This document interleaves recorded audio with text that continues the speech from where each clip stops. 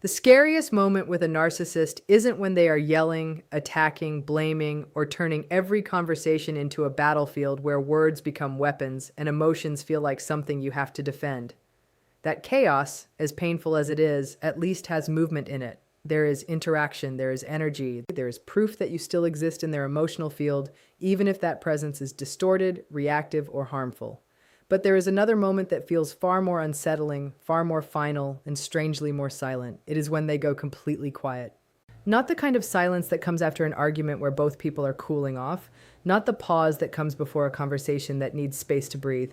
This is different. This is absence without explanation. A withdrawal so complete that it feels like the thread connecting you to them has been quietly cut, and you are left holding a memory that no longer has a receiver on the other end. You send a message and it disappears into nothing. No reaction, no acknowledgement, no emotional echo. Just silence that stretches longer than your mind knows how to interpret. And in that silence, something unsettling begins to happen inside you. You start questioning your own reality.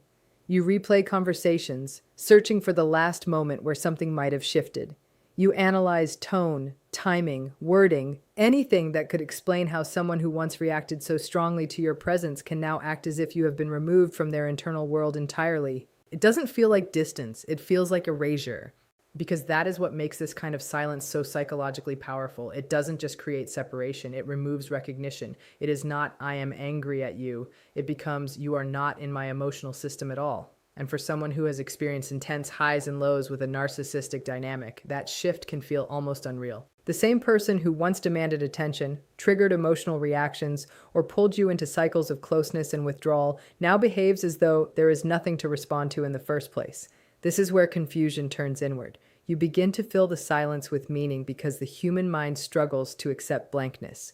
You may assume they are planning to return, or that this is a test, or that something will eventually break the quiet.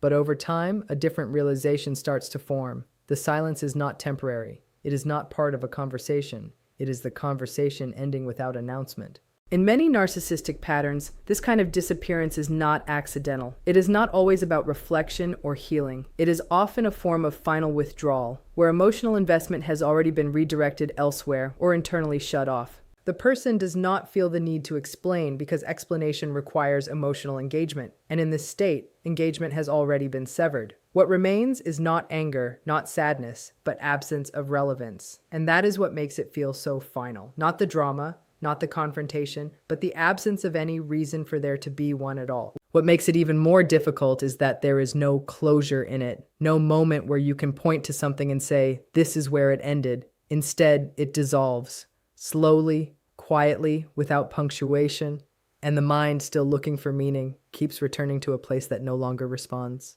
But beneath that confusion lies an important psychological shift, because when someone can move from intensity to complete emotional silence so abruptly, it reveals something essential about the nature of the connection itself. It was never stable in the way you may have been trying to hold it. It was conditional, cyclical, and dependent on internal states you could not control. That is the hidden architecture of the dynamic, the part that rarely announces itself while you are inside it, because it doesn't feel like a structure at first. It feels like chemistry, unpredictability, intensity, and meaning all wrapped together.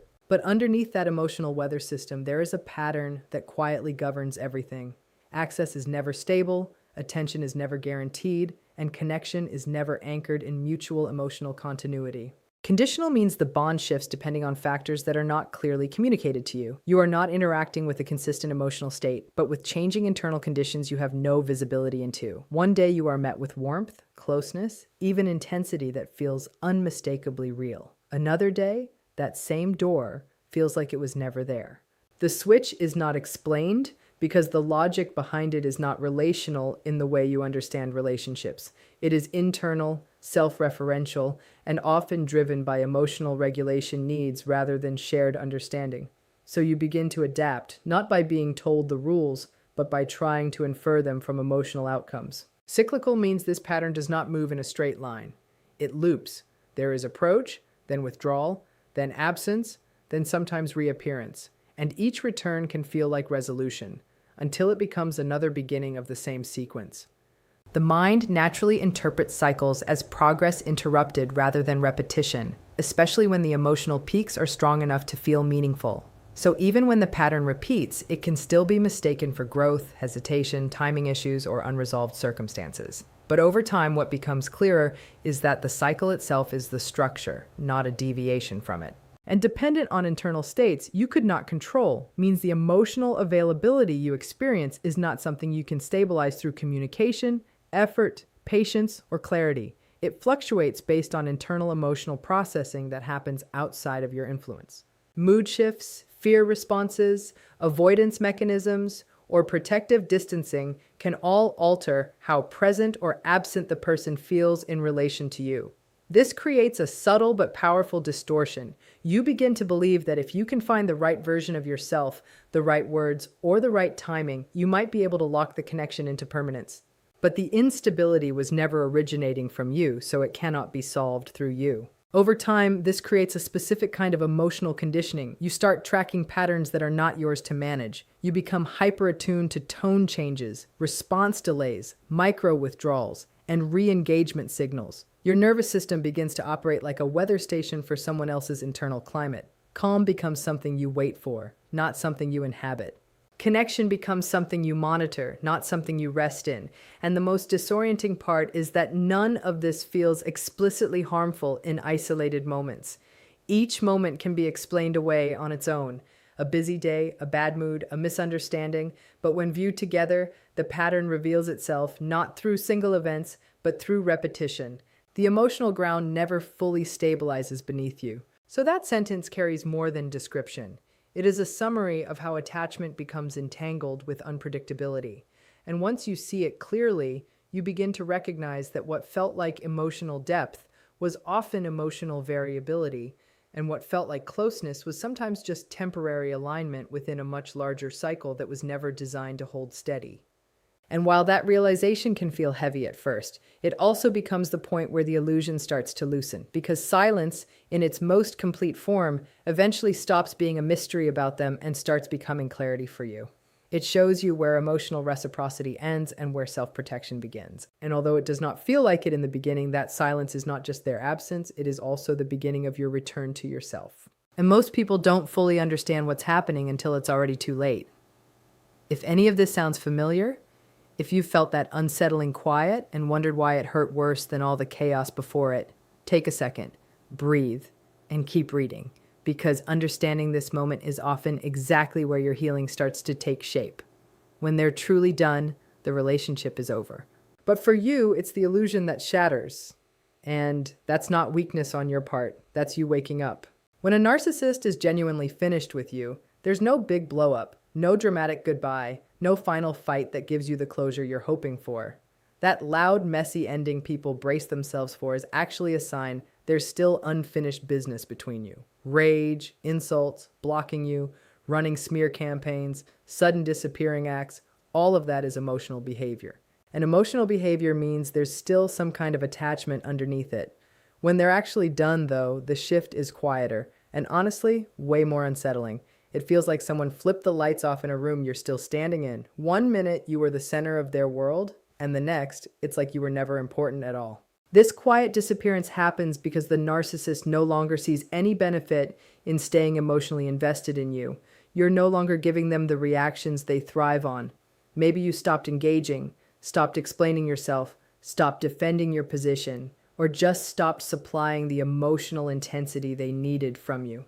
At that point, arguing with you isn't worth their energy anymore. Drama takes effort, and narcissists save their energy once there's nothing left to gain. This silence isn't maturity.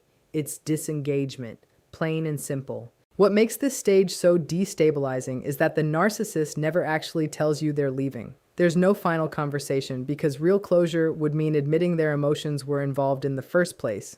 Instead, contact just fades away or stops out of nowhere. Texts go unanswered. The routines and patterns you were used to just disappear. You're never told what changed, because from where they're standing, there's nothing that needs explaining. Emotionally, they've already checked out and moved on. This is why people often feel more lost during this stage than they did during the actual mistreatment. Your mind keeps searching for some kind of meaning, some final piece of the puzzle, something to respond to, but there's nothing there to push against. That emptiness breeds self-doubt. You start wondering if you made the whole connection up in your head, if you ever really mattered, or if you did something so wrong it became unforgivable. That confusion isn't random, it's the direct result of being discarded with zero explanation. This quiet exit also shields the narcissist's image of themselves. Leaving loudly opens them up to exposure, confrontation, or being held accountable. Leaving quietly lets them keep believing the relationship just fizzled out naturally on its own. The message being sent isn't spoken out loud, but it's clear you're not even worth an explanation. And that message comes through in the disappearing, not in any words. Emotional detachment is actually far more permanent than anger, insults, or even a dramatic breakup, because anger still means there's a connection there. Being angry is still a form of emotional involvement. Yelling, blaming, threatening, or punishing someone means the narcissist still cares about how you react to them. They still want to feel seen, feared, or validated by you. Even cruelty demands attention. When a narcissist is furious with you, you still exist in their internal world. You still take up space in their mind. You still have some power over their emotional state, and that power is exactly what keeps the whole dynamic alive. Detachment works completely differently. It means you've stopped registering as emotionally significant at all. Your pain doesn't affect them anymore. Your silence doesn't get a rise out of them. You being around doesn't energize them one way or another. This isn't them growing or healing. It's psychological withdrawal. They've completely shut off the emotional connection because it no longer benefits them in any way. Where anger says you hurt me or you're challenging my control, detachment says you're simply not worth investing in anymore. This is exactly why detachment feels so much colder and more disorienting than actual abuse. Abuse at least gives your nervous system something to react to. Detachment gives it absolutely nothing to hold on to. Our brains are naturally wired to look for resolution through interaction, even when that interaction is painful. So when that interaction just vanishes, the emotional bond doesn't disappear right along with it. It lingers there, unresolved. You might find yourself replaying old conversations, hunting for meaning, or waiting for a reply that's never going to come. Meanwhile, the narcissist has already emotionally moved on completely. This kind of detachment also protects their fragile sense of self. Getting angry risks exposing cracks in their story. Arguments can reveal flaws. Detachment sidesteps accountability entirely. By emotionally checking out, they avoid ever having to reflect, feel remorse, or make repairs. They don't have to own up to anything if they simply stop caring altogether. This lets them move forward without ever facing the damage they caused, rewriting what happened between you as something meaningless rather than something that failed. For the person left behind, this emotional shutdown can feel like being erased, not because the relationship didn't mean anything, but because it only ever meant something to one person in a way that could actually last. The silence sends a brutal message, not that you did something wrong, but that you're simply no longer needed. And that realization often stings far worse than any insult ever could. Indifference is the real ending, because it represents a total absence of emotional investment. Cruelty, manipulation, even outright abandonment still carry some kind of emotional charge. They're active behaviors requiring attention, intention, and effort. Indifference requires none of that. When a narcissist reaches this point of not caring, you no longer serve any psychological purpose in their world. You're not someone to control, punish, impress, or feed off of emotionally. You've simply become irrelevant. This is why indifference feels so dehumanizing. We're wired as human beings to measure connection through emotional reaction. Even negative attention confirms that we exist to someone. Indifference denies that entirely. Once a narcissist reaches this stage, they stop trying to win arguments, defend their choices, or change how you see them because your opinion of them just doesn't matter to them anymore. Your feelings, your confusion, even your pain, none of it registers as something worth responding to. Indifference also explains that sudden emotional flatness people talk about. There's no anger left to respond to, no warmth left to chase, no tension left to untangle. Any communication that still happens becomes robotic or just stops entirely. The warmth that once drew you in is gone, and so is the hostility that once scared you. What's left is just emptiness. And that's not peace. That's absence. For a lot of survivors, this stage actually triggers a deeper grief than the abuse itself did. Abuse at least lets you believe the relationship still has some emotional substance, even if it's toxic substance. Indifference forces you to face the fact that the emotional give and take you were fighting so hard for never actually existed in the first place. The bond you felt was completely real to you, but to them, it was conditional and easily replaced. Indifference also protects the narcissist by preventing any real self-reflection. Caring, even in a negative way, could open the door to guilt, shame, or responsibility. Indifference slams that door shut completely. By emotionally writing you off, they get to move forward without ever having to process what they did or how it affected you. This is why chasing explanations at this stage only makes the wound deeper. You're searching for meaning from someone who has already checked out emotionally. Their lack of response is the answer. Indifference isn't a phase you work through together. It's the psychological finish line. And accepting that truth, painful as it is often the first step toward taking back your own emotional reality. Narcissists don't stop engaging with you because they suddenly had some breakthrough or grew emotionally. They stop because they've already lined up a replacement. This is one of the hardest truths to swallow because it destroys the hope that their disappearance means they're reflecting, feeling remorse, or genuinely growing. In reality, their emotional system runs on transactions. The moment one source stops delivering admiration, validation, obedience, or emotional intensity, they simply redirect their focus somewhere else. The shift might look sudden from the outside, but internally, it's usually calculated and already in motion. This replacement doesn't need to be better, healthier, or even more compatible with them. It just needs to be new. Novelty gives them stimulation. Someone fresh hasn't set boundaries yet, hasn't challenged their story, hasn't seen behind the mask yet. That makes them easy to work with. Once that new source is locked in, you become unnecessary. This is exactly why the emotional cutoff feels so abrupt. You're not being left because you failed at something. You're being left because you're no longer useful to exploit. This replacement also explains that eerie calm that follows the breakup. There's no longing on their end, no processing, no grieving happening at all. Their emotional energy has already been redirected elsewhere. While you're still trying to process the loss, replaying moments in your head, searching desperately for meaning, they're already mirroring someone brand new, telling a revised version of their story, and presenting themselves as unbothered and unchanged. How fast this transition happens can feel like a double betrayal, stacked right on top of being abandoned. What makes this even harder to deal with is that narcissists almost never announce this shift openly. There's no honest admission that they're moving on. Instead, you might just sense it through emotional distance, slower responses, or a sudden lack of interest. If you confront them about it, they'll probably deny it or downplay it, because being honest would expose exactly how their behavior works. Admitting there's a replacement would force them to confront their own pattern, and patterns threaten the image they've built of themselves. This is also why trying to compete or prove your worth at this stage only hurts you more. You're not actually in a relationship dynamic anymore at this point. You're stuck in a supply and demand economy you never agreed to be part of. Their leaving isn't a judgment on your value or how replaceable you are as a person. It's simply evidence of how they regulate their own emotions. Once you stop serving whatever function you were serving, the attachment just dissolves. With no ceremony involved, leaving you to process an ending that they had already walked away from internally, long before you noticed. Closure never comes when a narcissist is truly done, because closure requires acknowledging the impact they had, and that kind of recognition threatens how they see themselves. To give you closure, they'd have to admit that something real actually happened between you, that real emotions were involved, and that their actions had real consequences. That level of honesty brings accountability into the picture, and accountability threatens the carefully built story they tell themselves about who they are. So instead of ending things with any clarity, they end things with total silence. This lack of closure isn't accidental or thoughtless. It's protective on their part. By refusing to explain anything, discuss what happened, or process the ending with you, the narcissist keeps a hold on psychological control, even as they're pulling away.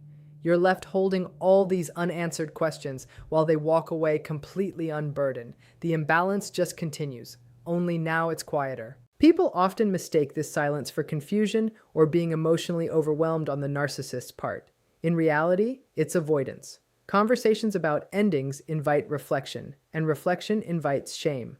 Rather than deal with that discomfort internally, they just opt out completely. Messages go unanswered, attempts to talk get ignored or met with vague, dismissive replies. The door isn't slammed shut in your face, it's left cracked open just enough to keep you hanging there waiting. That suspended feeling is incredibly distressing because your nervous system is built to seek resolution. You might replay conversations over and over, rewrite texts in your head that you never sent, or imagine one final talk that would finally make everything click into place. But closure from a narcissist is basically a contradiction in terms. They're focused on protecting themselves, not helping you heal. Any explanation they might eventually give you would likely be self-serving, twisted, or incomplete, and often leave you more confused than before. The absence of closure also lets them privately rewrite the story of what happened. Without a final conversation, there's no shared version of events, just their side and all your unanswered questions. They get to downplay the relationship, deny how much it mattered, or repaint themselves as the reasonable one who simply decided to move on. You're left without anything to anchor the loss to, which can make it all feel unreal and like your feelings don't count. Understanding that closure isn't going to come from them is a painful shift to make, but a necessary one. The silence isn't some puzzle waiting to be solved. It is the ending. The clarity you're looking for can't be pulled out of someone who refuses to emotionally acknowledge what actually happened. Once you stop waiting around for answers from them, you can start the slow work of creating your own meaning grounded in your own reality instead of their absence. Your confusion isn't a personal failure, and it doesn't mean you're weak. It's evidence of the psychological whiplash caused by a sudden emotional disappearance. When a narcissist is done, the ending doesn't follow any normal relationship rules. There's no slow fade, no honest conversation, no mutual understanding reached. Instead, the emotional connection just collapses without warning, leaving your mind struggling to reconcile two realities that don't fit together: the intensity that used to be there and the emptiness that came after it. This confusion happens because the bond itself was built on inconsistency to begin with. Stretches of attention, closeness, or validation were always followed by withdrawal, criticism, or distance. Your nervous system adapted to that unpredictability by staying constantly alert, looking for patterns, trying to guess their next move. So when the narcissist finally disengages completely, that internal alarm system doesn't just switch off. It keeps scanning for signals that are never going to show up again. The silence ends up feeling louder than any argument ever did. A lot of people mistake this confusion for lingering feelings or an inability to move on. In reality, it's just the leftover residue of emotional conditioning. You were trained to respond, to fix things, to adjust yourself in order to keep the connection alive. When there's suddenly nothing left to respond to, your brain fills that empty space with self-doubt. You might wonder if you misread the entire situation, if you imagined how close you were, or if you somehow caused the sudden ending yourself. That kind of questioning isn't insight, it's disorientation. The narcissist, meanwhile, isn't confused at all. Their sense of clarity comes from having emotionally checked out, not from actually understanding what happened. They didn't process the ending, they simply exited it. That imbalance is what creates the whole disconnect. One person is left trying to make sense of a story that ended without any final chapter, while the other person has already moved on to a completely different book. This is why your confusion usually peaks after all contact stops, not before it does. Once the stimulation disappears, so does the familiar chaos that used to keep your focus pointed outward. Without that chaos, your mind turns inward, searching for something that makes sense. But you can't find coherence in a dynamic that was never built on genuine emotional give and take to begin with.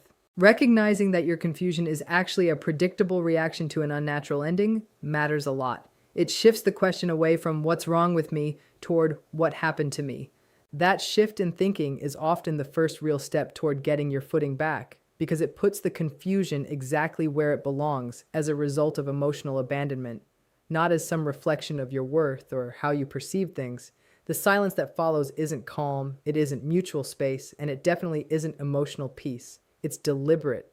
When a narcissist goes quiet after they're done with you, that silence is doing a job. It lets them disengage without any confrontation, avoid being held accountable, and hold on to a sense of control without ever having to actively enforce it. Silence becomes their strategy, not a sign of inner peace.